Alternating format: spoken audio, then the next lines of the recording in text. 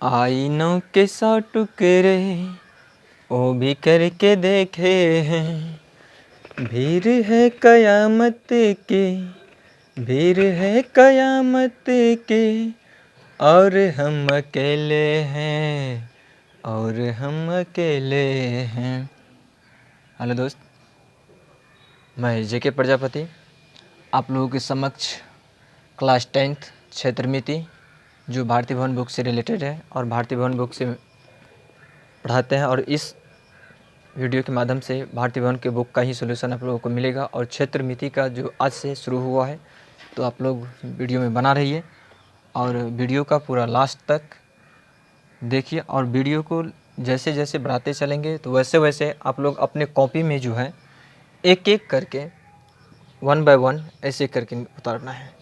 और मेरा बोर्ड है तो हम ऐसे लिखे हुए हैं, तो आप लोग सबसे पहले ये फिगर जो है पहले एक कॉपी में ऐसे लिख लेना कॉपी के ऊपर। इसके बाद सारा सब फिगर लिखने के बाद ये फार्मूला यहाँ से लिखना है।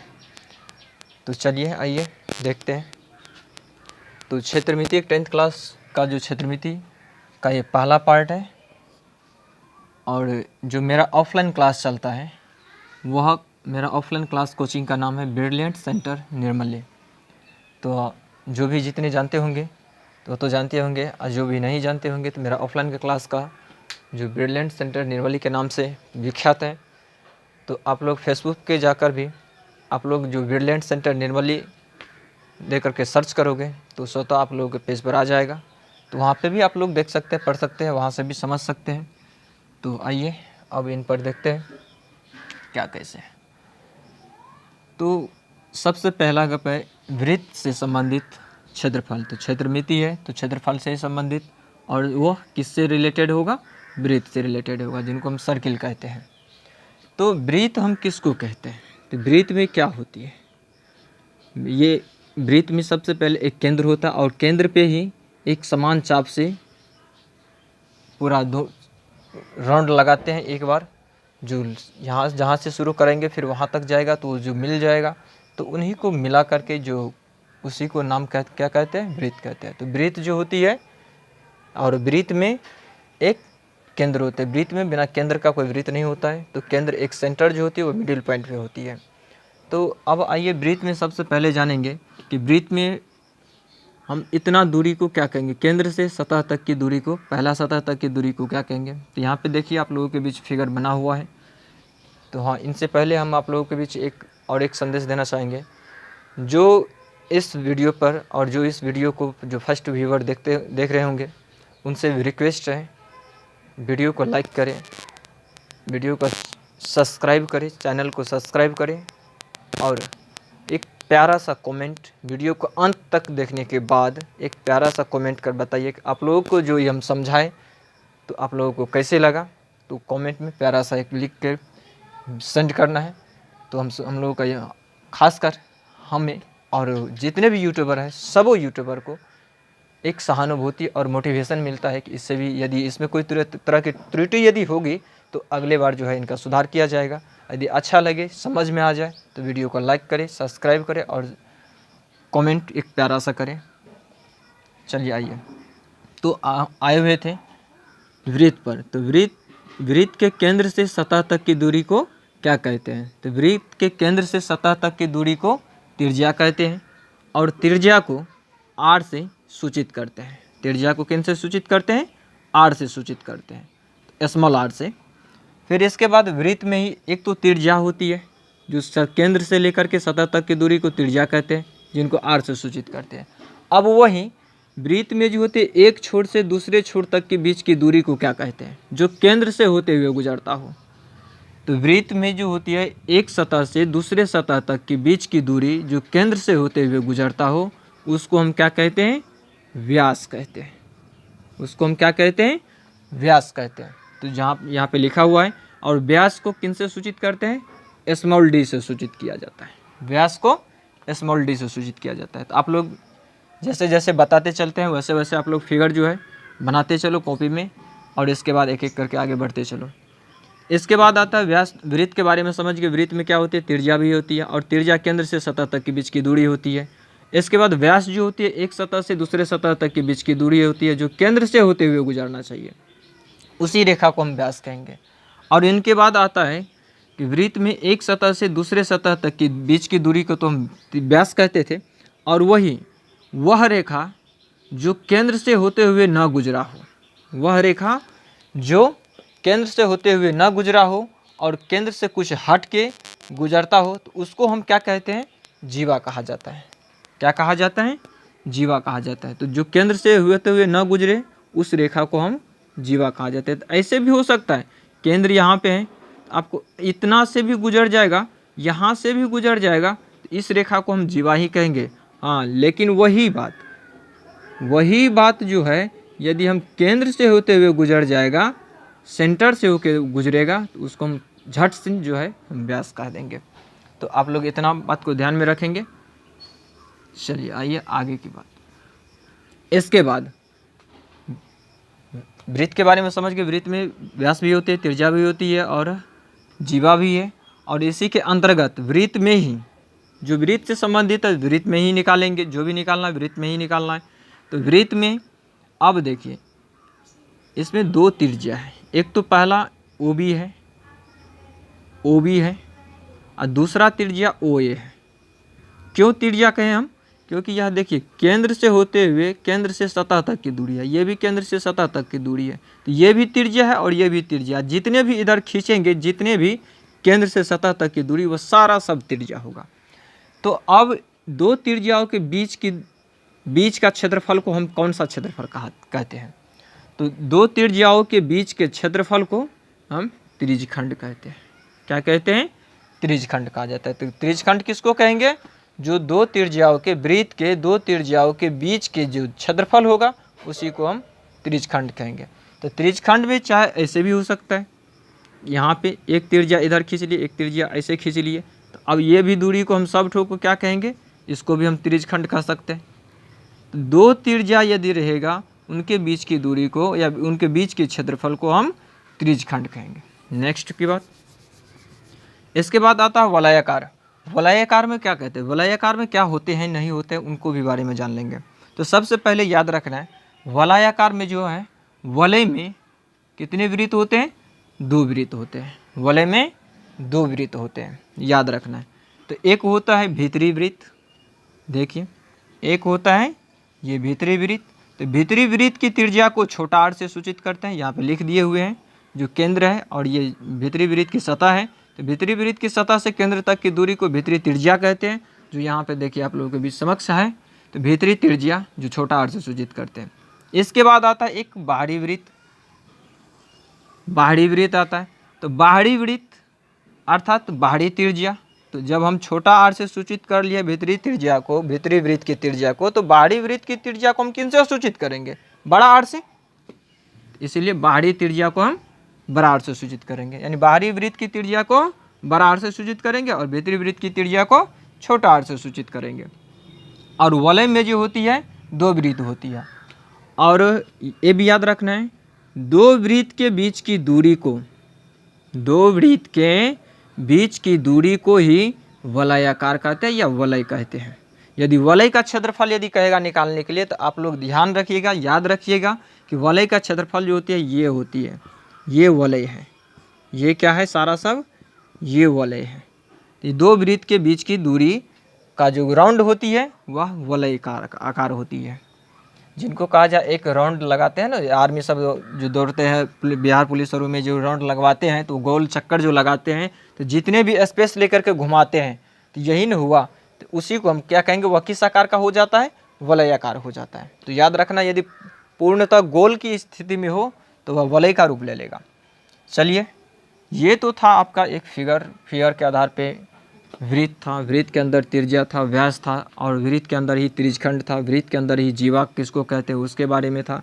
तो जीवा का डेफिनेशन याद रखना है, जो केंद्र से ना होते हुए गुजरा, जो केंद्र से हट के कोई भी रेखा एक गुजरे, उस रेखा को हम जीवा कहते हैं।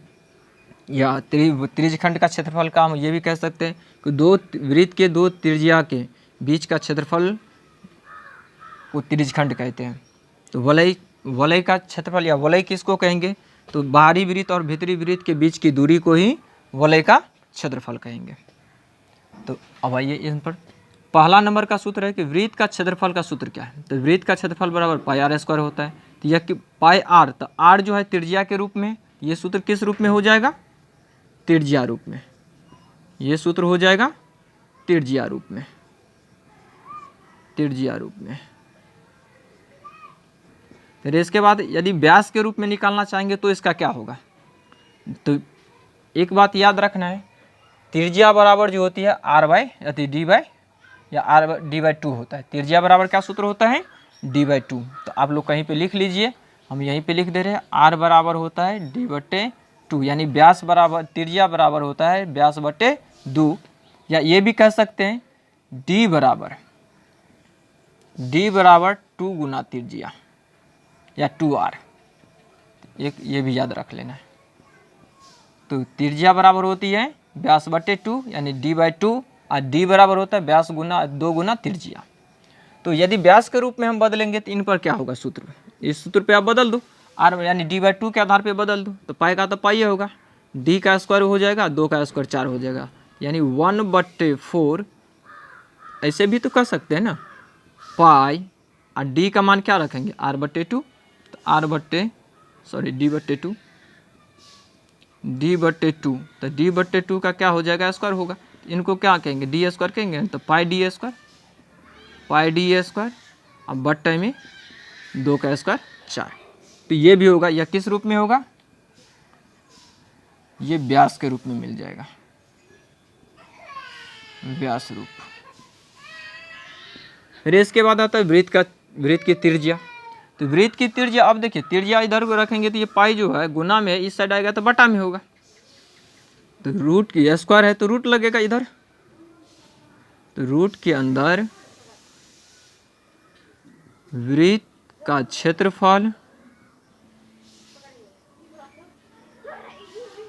वृत्त का क्षेत्रफल बट्टे पाई। फिर इसके बाद वृत्त का व्यास निकालेंगे, तो व्यास में भी देखिए यहाँ पे डी स्क्वायर है, तो ये बटा में है, इधर आएगा तो गुना में होगा, ये गुना में है तो बटा में जाएगा, तो यहाँ पे हो जाएगा 4 गुने, ये बटा में है तो गुना में जाएगा वृत्त का क्षेत्रफल के साथ, तो 4 गुने वृत्त का क्षेत्रफल, 4 गुने वृत्त का क्षेत्रफल, अब बट्टा में, यदि गुना में होगा तो बटा पाई जाएगा, ये रूट में हो जाएगा। तो आप लोग जान ली, याद हो गया होगा, और याद नहीं हुआ होगा तो समझ के भी याद रखेंगे, तो याद करने की कोई ज़रूरत आवश्यकता नहीं पड़ेगी। तो आप लोग समझने की ज़्यादा चेष्टा करें, मैथ समझने की चेष्टा है और मैथ समझने की बात है, याद रखने से याद करने से कोई बेनिफिट नहीं है। जो याद करता है मैथ वह समझो कि उसके नहीं के बराबर कुछ नहीं है, वह जीरो है। वो जो समझ के बनाते हैं, जो समझ गए वो उसी के पास मैथ है। फिर इसके बाद आप देखिए, इनको भी त्रिज्या को हम डी के रूप में बदलेंगे, यानी आर बराबर डी बटे टू होता है, तो यहाँ पे डी के रूप में बदलेंगे, तो डी बाई टू जब भी लिखेंगे तो ये 2 से बटा से ये गुना वाला कट जाएगा, ऊपर नीचा कटेगा, तो क्या हो जाएगा यहाँ पे पाई डी हो जाएगा। तो यह किस रूप में, व्यास रूप में। तो आप लोग इतना याद रखिएगा कि व्यास के रूप में यदि पूछेगा, व्यास दिया रहेगा, उसका क्या कहते हैं पाई तो वैसे ही दिया रहता है, व्यास दिया रहेगा तो वृत्त की परिधि डायरेक्ट पाई डी पर निकाल लेना है। वृत्त की परिधि यदि कहेगा तो डी के रूप में दिया रहेगा तो डी पर निकाल लेना, त्रिज्या दिया रहेगा तो त्रिज्या का रूप में निकालेंगे तो 2 पाई आर होगा, व्यास के रूप में निकालेंगे तो पाई डी होगा। तो याद रखना, और पाई का मान 22/7 होता है। पाई का मान कितना होता है 22/7, और पाई का मान यदि दशमलव के रूप में कहा जाए तो 3.1416 यानी 4 अंक तक इसका निर्धारित किया गया है, और वह आर्यभट्ट ने निकाला है सर्वप्रथम। तो सर्वप्रथम पाई का मान कौन निकाला है, सर्वप्रथम जो है आर्यभट्ट ने निकाला है। कौन निकाला है, आर्यभट्ट। तो आर्यभट्ट ने सर्वप्रथम पाई का मान 4 अंकों तक निकाला है। तो ये बात आप लोग स्टार में भी लिख लेना है कि पाई का मान सर्वप्रथम आर्यभट्ट ने 4 अंकों तक दशमलव के बाद निकाला है। तो यदि क्वेश्चन में आ जाएगा कि पाई का मान 4 अंकों तक किसने निकाला है? कौन सा गणितज्ञ ने निकाला है? आर्यभट्ट ने निकाला। और आर्यभट्ट कहाँ का रहने वाला है? भारत का है। तो आप लोग समझ सकते हैं। इसके बाद वृत्त की त्रिज्या है। वृत्त की त्रिज्या, जब वृत्त की परिधि दिया हो तो वृत्त की त्रिज्या क्या होगा? आर इधर रखेंगे तो 2 पाई बटा में नहीं जाएगा, इधर गुना में है तो वही ना लिखेंगे, वृत्त की परिधि अब बट्टे 2 पाई, यही हुआ इसका सूत्र। वृत्त की त्रिज्या बराबर होता है वृत्त की परिधि बट्टे 2 पाई। तो वृत्त का परिधि दिया रहे, यदि कहेगा त्रिज्या ज्ञात करने के लिए तो यही सूत्र लगा के ज्ञात कर लेना है। और याद रखना है, वृत्त की परिधि को ही परिमिति कहते हैं और परिमिति को ही परिमाप कहते हैं। चाहे परिधि को, परिमाप को, परिमिति को, परिधि परिमिति परिमाप एक ही शब्द है, नाम अलग है। एक व्यक्ति का जैसे 2 नाम 3 नाम होता है वैसे ही इसका भी अलग अलग नाम है। तो अब डी के रूप में यहाँ पे देखिए क्या हो जाएगा। तो डी के रूप में ये केवल पाई इधर गुना में जाएगा, गुना में है तो बटा में जाएगा। इधर आर के रूप में था तो 2 भी था, डी के रूप में 2 तो है नहीं। तो यहाँ पे हम कह सकते हैं वृत्त की परिधि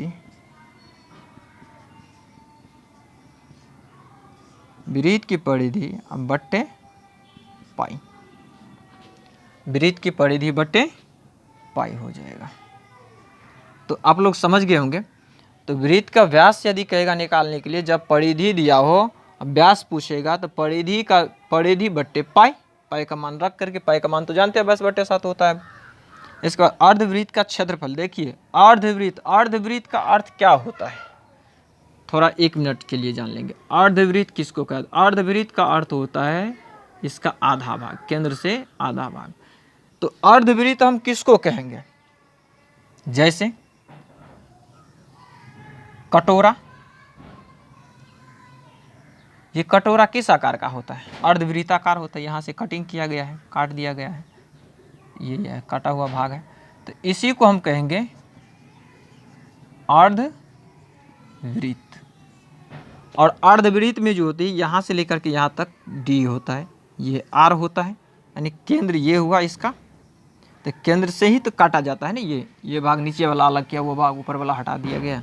तो ऐसे ही यदि इनको, और एक बात किया जाए, ऐसे ही यदि तो आप लोग इनको मिटा सकते हैं। समझ गए होंगे आप लोग। और कॉपी में एक एक करके लिखते आगे बढ़ेंगे। तो इनका ये निचली भाग है, तो ऊपर वाला भाग भी तो होगा ना, ऐसे।